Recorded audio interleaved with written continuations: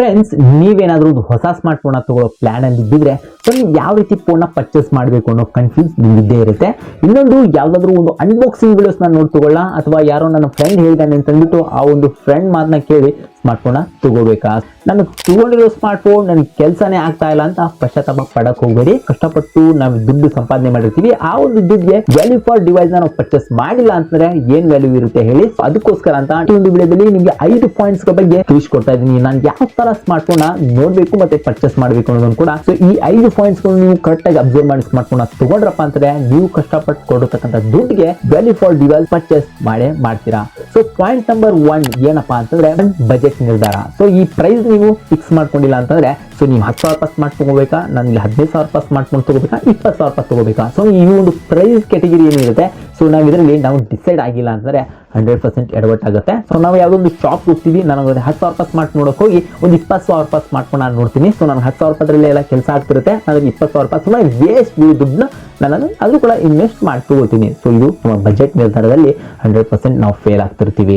ಇನ್ನೊಂದು ನನಗೆ 20,000 ರೂಪಾಯಿ ಸ್ಮಾರ್ಟ್ ಫೋನ್ ಕೆಲಸ ಆಗ್ತಿರುತ್ತೆ, ನಂಗೆ ಯಾರೋ ಒಂದು ಐಫೋನ್ ತಗೊಂಡಿದ್ದಾರೆ ಅಂತ ಅಂದ್ಬಿಟ್ಟು EMI ಆಪ್ಷನ್ ಇದೆ, ಅದೇ 20,000 ನಾನು ಡೌನ್ ಪೇಮೆಂಟ್ ಕಟ್ಟೋಣ ಅಂತ ಅಂದ್ಬಿಟ್ಟು ಡೌನ್ ಪೇಮೆಂಟ್ ಕಟ್ಟಿ ನಾವು EMI ಆಪ್ಷನ್, ಈ ಬಜಾಜ್ ಲೋನ್ ಆಗಿರ್ಬೋದು, IDFC ಲೋನ್ ಆಗಿರ್ಬೋದು, ಯಾವುದೇ ತರದ ಹಲವಾರು ಕಂಪ್ನಿಗಳಿರುತ್ತೆ. ಸೊ ಅವ್ರ ಮೂಲಕ ನಾವು ಲೋನ್ಗಳನ್ನ ಮಾಡ್ಕೊಳ್ಳೋದು. ಸೊ ಇಲ್ಲಿ ನಾವು ಲೋನಲ್ಲಿ ಸಿಕ್ಕಾಕೊಳ್ಳೋದು. ಸೊ ಅವಶ್ಯಕತೆ ಇಲ್ಲದೆ ಹೋದ್ರು ಒಂದು ಅವಶ್ಯಕತೆಗೆ ಮೀರಿದ ಒಂದು ಬಜೆಟ್ನ ಸ್ಮಾರ್ಟ್ ಫೋನ್ ಪರ್ಚೇಸ್ ಮಾಡೋದು. ನಿಮ್ಮ ಬಜೆಟ್ ಏನಿರುತ್ತೆ ಅದರ ಮೇಲೆ ಸರಿಯಾಗಿ ನಿರ್ಧಾರ ಆಗಿರಲಿ. ನಿಮ್ಮ ಕಷ್ಟದ ದುಡ್ಡಿಗೆ ಒಂದು ವ್ಯಾಲ್ಯೂ ಫಾರ್ ಡಿವೈಸ್ನ ಪರ್ಚೇಸ್ ಮಾಡಿ. ಸೊ ಪಾಯಿಂಟ್ ನಂಬರ್ 2, ನನ್ನ ಅವಶ್ಯಕತೆ ಏನು. ಸೊ ನನಗೆ ಒಂದು ಫೋಟೋಗ್ರಫಿ ಚೆನ್ನಾಗಾಗಬೇಕು ಅನ್ನಂಗಿತ್ತಂದ್ರೆ ಒಂದು ಫೋಟೋಗ್ರಫಿ ಚೆನ್ನಾಗಿರ್ತಕ್ಕಂಥ ಸ್ಮಾರ್ಟ್ ಫೋನ್ ತಗೋಬೇಕಾಗುತ್ತೆ. ನಾನು ಗೇಮ್ ಆಡ್ತೀನಿ ದಿನನಿತ್ಯ, ನನಗೆ ಗೇಮ್ ಆಡೋದಾದ್ರೆ ಒಂದು ಒಳ್ಳೆ ಪ್ರೊಸೆಸರ್ ಸ್ಮಾರ್ಟ್ ಫೋನ್ ತಗೊಳ್ಳೋದು ತುಂಬಾ ಮುಖ್ಯ ಆಗಿರುತ್ತೆ. ಇಲ್ಲ ಗುರು, ನಾನು ಡೇಯಲ್ಲಿ ನಾನು ಸಿಕ್ಕಾಪಟ್ಟೆ ಸ್ಮಾರ್ಟ್ ಫೋನ್ ಯೂಸ್ ಮಾಡ್ತೀನಿ, ನನಗೆ ಬ್ಯಾಟ್ರಿ ಲೈಫ್ ಜಾಸ್ತಿ ಬೇಕು ಅನ್ನೋಂಗಿದ್ರೆ ಒಂದು ಬ್ಯಾಟ್ರಿ ಬ್ಯಾಕಪ್ ಜಾಸ್ತಿ ಇರತಕ್ಕಂಥ ಸ್ಮಾರ್ಟ್ ಫೋನ್ ನೋಡಿ ತಗೊಳ್ಳೋದು ತುಂಬಾ ಮುಖ್ಯ ಆಗಿರುತ್ತೆ. ಪಾಯಿಂಟ್ಸ್ ವೈಸ್ ನಾ ಏನ್ ಹೇಳ್ತಾ ಇದ್ದೀನಿ, ಯಾವ ರೀತಿ ಫೋನ್ ತಗೋಬೇಕು ಅಂತ ಕನ್ಫ್ಯೂಸ್ ಆಗಿದ್ರೆ ಒಂದು ಕಮೆಂಟ್ ಮಾಡಿ. ನಾವು ಒಂದು ಬೆಸ್ಟ್ ಕ್ಯಾಮ್ರಾ ಫೋನ್ ಮತ್ತೆ ಬೆಸ್ಟ್ ಗೇಮಿಂಗ್ ಫೋನ್ ಕೂಡ ಸಜೆಸ್ಟ್ ಮಾಡ್ತೀನಿ ಅಂಡ್ ಅದ್ರ ಬಗ್ಗೆ ಒಂದು ವಿಡಿಯೋ ಡೆಡಿಕೇಟೆಡ್ ವಿಡಿಯೋ ಕೂಡ ಮಾಡಿ ನಿಮಗೆ ತಿಳಿಸ್ತೀನಿ. ಪಾಯಿಂಟ್ ನಂಬರ್ 3, ಡಿಸ್ಪ್ಲೇ ಮತ್ತು ಅದರ ಸೈಜ್. ಸೊ ನಮ್ಮ ಒಂದು ಯಾವುದೇ ಸ್ಮಾರ್ಟ್ ಫೋನ್ ತಗೊಳ್ಬೇಕಾದ್ರೆ ಒಂದು ಫೋನ್ ಡಿಸ್ಪ್ಲೇ ಸೈಜ್ ಏನ್ ಡಿಸೈಡ್ ಆಗಿತ್ತು, ಫೋನ್ ಸೈಜ್ ಕೂಡ ಅಲ್ಲೇ ಡಿಸೈಡ್ ಆಗಿರುತ್ತೆ. 6.9 ಬೇಕಾ 6.1 ಇಂಚ್ ಬೇಕಾ ಅನ್ನೋದನ್ನ ನಾವು ಡಿಸೈಡ್ ಆಗಿಲ್ಲ ಅಂತಂದ್ರೆ ಸೊ ನಾವು ಅಲ್ಲೇ ಸ್ಮಾರ್ಟ್ ಫೋನ್ ತಗೋದ್ರಲ್ಲಿ ಎಡವಟ್ಟು ಮಾಡ್ಕೋತೀವಿ. ಈ ಒಂದು ಸ್ಮಾರ್ಟ್ ಫೋನ್ ಡಿಸ್ಪ್ಲೇ ಸೈಜ್ ಏನಿರುತ್ತೆ ನಮ್ಮ ಕೈಯಲ್ಲಿ ತುಂಬಾ ಡಿಸ್ಪ್ಲೇ ದೊಡ್ಡದಿತ್ತು ಅಂತಾನೆ ಕೈಯಲ್ಲಿ ಕಂಫರ್ಟಬಲ್ ಆಗಿ ಹಿಡ್ಕೊಳಕ್ಕಾಗಲ್ಲ, ಮತ್ತೆ ಡಿಸ್ಪ್ಲೇ ಸೈಜ್ ತುಂಬಾ ಚಿಕ್ಕಿತ್ತು ಅಂದ್ರೆ ಕೈಯಲ್ಲಿ ಕಂಫರ್ಟಬಲ್ ಆಗಿರುತ್ತೆ. ಮತ್ತೆ ನಮ್ಮೊಂದು ಸ್ಮಾರ್ಟ್ ಫೋನ್ ಸೂಪರ್ ಆಮೋಲೆಡ್ ಅಥವಾ ಆಮೋಲೆಡ್ ಡಿಸ್ಪ್ಲೇ ಇದ್ರೆ ಇಲ್ಲಿ ನೋಡ್ತಿರಕ್ಕಂಥ ವಿವಿಂಗ್ ಎಕ್ಸ್ಪೀರಿಯನ್ಸ್ ಏನಿರುತ್ತೆ ಸಾಕಷ್ಟು ಬ್ರೈಟ್ ಮತ್ತೆ ಕ್ವಾಲಿಟಿ ಆಗಿರುತ್ತೆ.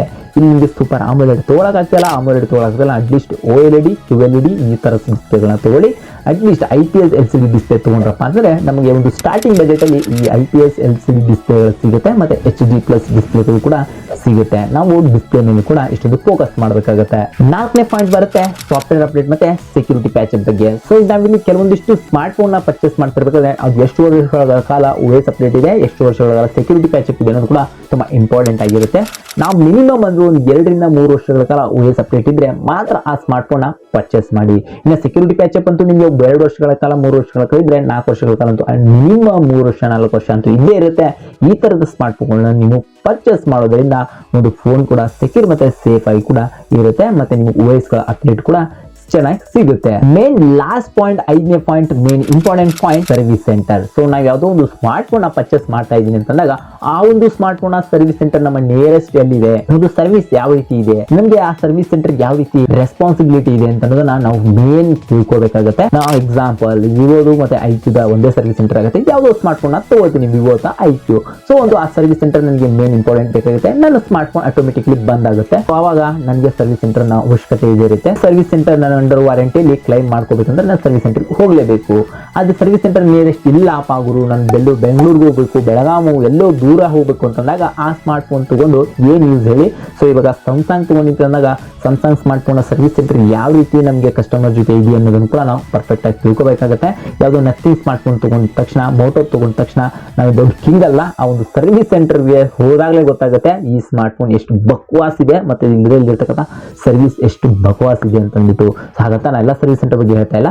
ಸೊ ಕೆಲವೊಂದಿಷ್ಟು ಸರ್ವಿಸ್ ಸೆಂಟರ್ ಅಲ್ಲಿ ರೆಸ್ಪಾನ್ಸಿಬಿಲಿಟಿ ಕಡಿಮೆ ಇರುತ್ತೆ ಅಂತ ಹೇಳ್ತಾ ಇದ್ದೀನಿ. ನಾನು ನೋಡಿರೋ ಪ್ರಕಾರ ವಿವೋ ಮತ್ತೆ IQ 100% ಹೇಳ್ತಿದ್ದೀನಿ, 100-200% ಕ್ವಿಕ್ ರೆಸ್ಪಾನ್ಸಿಬಿಲಿಟಿ ಇದೆ, ಕ್ವಿಕ್ ರೆಸ್ಪಾನ್ಸ್ ಕೂಡ ಮಾಡ್ತಾರೆ. ವಿವೋ ಮತ್ತೆ IQ ಅದಕ್ಕೆ ಮಾರ್ಕೆಟ್ ಅಲ್ಲಿ ತುಂಬಾ ಹೈಪ್ ಕೂಡ ಆಗಿದೆ. ನಾನಿವತ್ತು ನಿಮಗೆ ತಿಳಿಸ್ಕೊಟ್ಟಿರ್ತಕ್ಕಂಥ 5 ಪಾಯಿಂಟ್ಸ್ ಗಳ ಬಗ್ಗೆ ನೀವು ಗಮನ ಹರಿಸ್ತಿದ್ರಪ್ಪ ಅಂತಂದ್ರೆ ಒಂದು ವ್ಯಾಲ್ಯೂ ಫಾರ್ ಡಿವೈಸ್ ನ ನೀವು ಪರ್ಚೇಸ್ ಮಾಡ್ತೀರಾ ಅಂತ ಅನ್ಕೊಂಡಿದ್ದೀನಿ.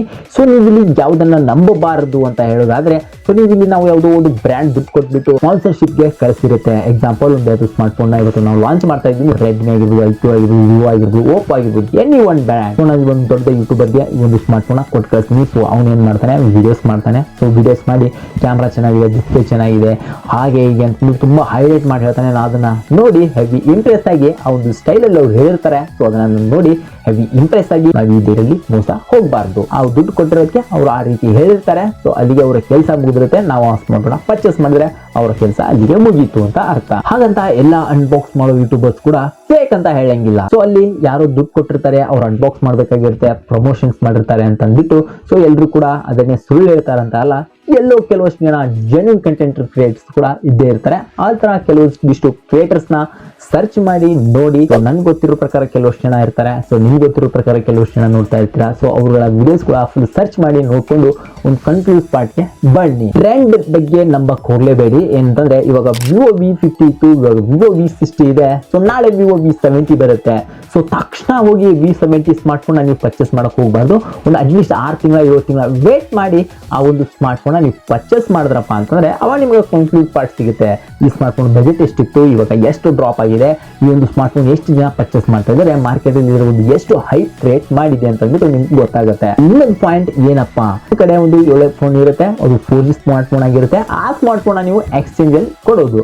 ಸೊ ಈ ಸ್ಮಾರ್ಟ್ ಫೋನ್ ನೀವು ಯಾವುದೇ ರೀತಿ ಈ ತಪ್ಪುಗಳನ್ನ ಮಾಡಕ್ ಹೋಗಬೇಡಿ. ನಿಮ್ಮ ಹಳೆ ಫೋನ್ ಚೆನ್ನಾಗಿತ್ತು ಅಂತಂದ್ರೆ ಅದನ್ನೇ ಇನ್ನೂ ಕೂಡ ಒಂದು ಸ್ವಲ್ಪ ದಿನ ಯೂಸ್ ಮಾಡಿ. ಇನ್ನೂ ಕೂಡ ಅಂದ್ರೆ ನಿಮ್ಗೆ 2 ವರ್ಷ 3 ವರ್ಷಗಳ ಕಾಲ ಯೂಸ್ ಮಾಡೋಂಥ ಕೆಪಾಬಿಲಿಟಿ ಇರುತ್ತೆ. ಬಟ್ ಆ ಸ್ಮಾರ್ಟ್ ಫೋನ್ ನೀವು ಹೋಗಿ ಸಡನ್ ಆಗಿ ಎಕ್ಸ್ಚೇಂಜ್ ಮಾಡೋದು. ಸೊ ಅವಾಗ ಎಕ್ಸ್ಚೇಂಜ್ ಮಾಡಿದ ತಕ್ಷಣ ನನಗೆ 5Gಗೆ ಸ್ವಿಚ್ ಆಗ್ತೀರಾ. ಅವಾಗ ನೀವು ಹಳೆ ಫೋನೇ ಎಷ್ಟು ಮಚ್ ಬೆಟರ್ ಇರುತ್ತೆ, ನೀವು ಹೊಸ ಫೋನ್ ಅದರಷ್ಟು ಕೆಲಸ ಕೂಡ ಮಾಡ್ತಿರಲ್ಲ. ಸೊ ಇಲ್ಲಿ ನೀವು ತುಂಬಾ ಯಾಮಾರೋ ಚಾನ್ಸಸ್ ಇರುತ್ತೆ. ದಯವಿಟ್ಟು ಈ ರೀತಿ ತಪ್ಪುಗಳನ್ನ ಮಾಡಕ್ ಹೋಗಬೇಡಿ. ಅಂಡ್ ಕೈಯಲ್ಲಿರೋ ದುಡ್ಡನ್ನು ಕೂಡ ವೇಸ್ಟ್ ಮಾಡಕ್ ಹೋಗಬೇಡಿ. ದುಡ್ಡು ನಿಜವಾಗ್ಲೂ ಸೇವ್ ಮಾಡಿ, ಓಕೆನಾ? ಸೊ ಇಷ್ಟ ಆಗಿತ್ತು ಇವತ್ತಿನ ವಿಡಿಯೋ. ಈ ಇನ್ಫಾರ್ಮೇಟಿವ್ ವಿಷಯ ನನಗೆ ಯೂಸ್ ಆಗಿದೆ ಅಂತ ಅನ್ಕೊಂಡಿರ್ತೀನಿ. ವಿಡಿಯೋ ಇಷ್ಟ ಆಗಿತ್ತು ಅಂದ್ರೆ ಲೈಕ್ ಮಾಡಿ, ಸಬ್ಸ್ಕ್ರೈಬ್ ಮಾಡೋದ್ರ ಮೂಲಕ ನಿಮ್ಮೊಂದು ಚಿಕ್ಕದಾಗಿ ಫೀಡ್ಬ್ಯಾಕ್ ತಿಳಿಸಿದೆ ಅಂತ ಹೇಳ್ತಾ ಈ ಒಂದು ವಿಡಿಯೋನ ಯಾವ್ದಾದ್ರು ನಿಮ್ಮ ಹೊಸ ಫ್ರೆಂಡ್ಸ್ ಯಾರಾದರೂ ಸ್ಮಾರ್ಟ್ ಫೋನ್ ತಗೋಬೇಕು ಅಂತ ರೆಡಿ ಆಗಿದ್ರೆ ಸೊ ಈ ಒಂದು ಇನ್ಫಾರ್ಮೇಟಿವ್ ವಿಷಯನ ಅವ್ರಿಗೆ ತಿಳಿಸಿ ಅಂತ ಹೇಳ್ತಾ ಮತ್ತೆ ಸಿಗೋಣ ಇದೇ ರೀತಿ ಯೂಸ್ಫುಲ್ ಕಂಟೆಂಟ್ ಒಂದಿಗೆ. ನೆಕ್ಸ್ಟ್ ಒನ್ ಗೈಸ್, ನಮಸ್ಕಾರ.